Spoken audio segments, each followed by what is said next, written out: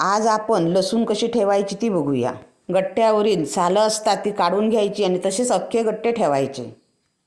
एक प्लॅस्टिकची भरणी घ्यायची अशा प्रकारे आणि त्या भरणीला कशानेही होल पाडून घ्यायचे आहेत। मी हे दाबण घेतलं आहे, हे दाबण मी गरम करणार आहे। ह्या भरणीला मी होल पाडून घेणार आहे दाबणाने। भरणी सुकवून कोरडी करून घ्यायची। हे बघा अशा प्रकारे होल पाडून घ्यायचे आहेत। चारही बाजूने भरणीला होल पाडून घ्यायचे आहेत।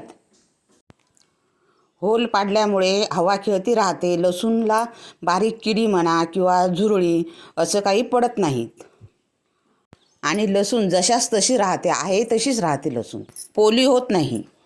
अशा प्रकारे सगळी लसूण भरून ठेवायची भरणीमध्ये।